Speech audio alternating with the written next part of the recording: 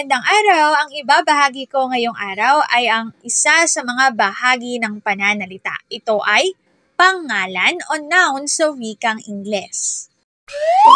Magbasa, makinig, matuto at magsaya. Ako si Binibining Menya.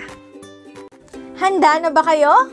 Tara na, umpisa na nating isa-isahin at pirapirasuhin ang mga detalyeng nakapaloob dito.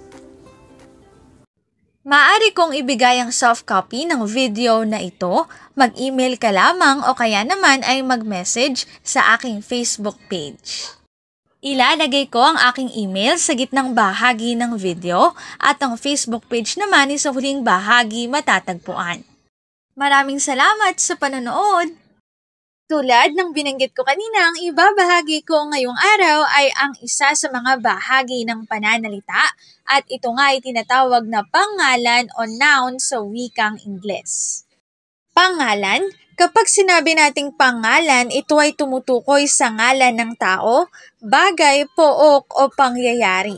Narito ang ilang mga halimbawang salita: bata, ulap, unan, bahay, puno, araw, ibon, bundok. Mayroong dalawang uri ng pangalan. Ang una ay pangalang pambalana at ang ikalawa naman ay pangalang pantangi. Ulit, ang una ay pangalang pambalana, ang ikalawa naman ay pangalang pantangi. Unang uri ay pangalang pambalana. Tandaan na kapag sinabi nating pangalang pambalana, ito ay hindi tiyak na pangalan. At ito ay nagsisimula lamang sa maliliit na titik.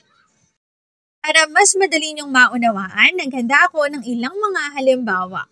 Pangalang pambalana, guro, bag, gatas, parke, at aso.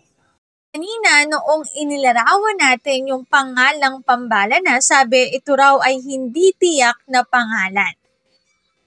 Halimbawa, sa guro. Kapag nabasa o narinig mo yung salitang guro, maaring maraming guro yung pumapasok sa isip mo. Maaring yung teacher mo sa math, yung teacher mo sa Filipino, yung teacher mo sa araling panlipunan. Ibig sabihin, hindi tiyak. Nauunawaan?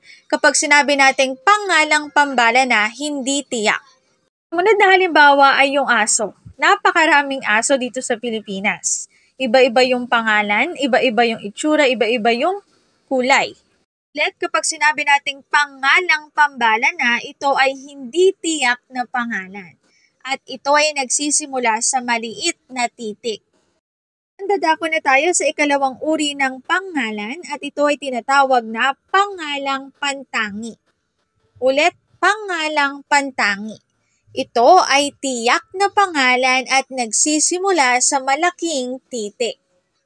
Para mas madali ninyong maunawaan ay naghanda ulit ako ng ilang mga halimbawa. Pangalang pantangi, Binibining Menya, Jansport, Alaska, Rizal Park at Mokmok.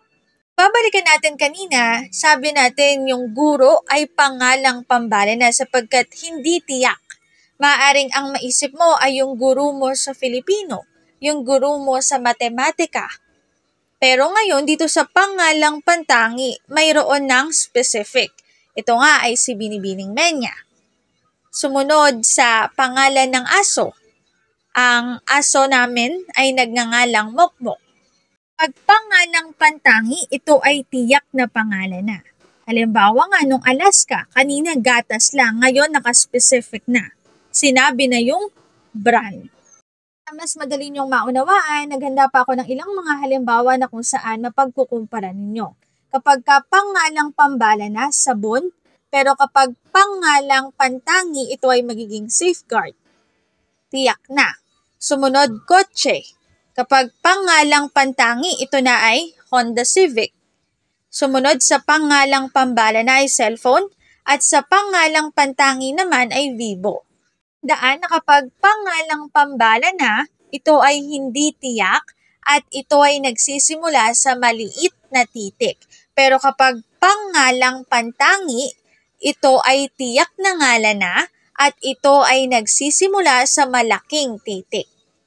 Pangalan bilang isa sa mga bahagi ng pananalita, Dito na nagtatapos ang aking pagbabahagi. Sana ay marami kayong natutuhan. Muli magbasa, makinig, matuto at magsaya. Ako si Binibining Menya. Paalam! Paalala, ang wikang Filipino ay mapagpalaya, atin natin itong gamitin, mahalin at mas paunlarin.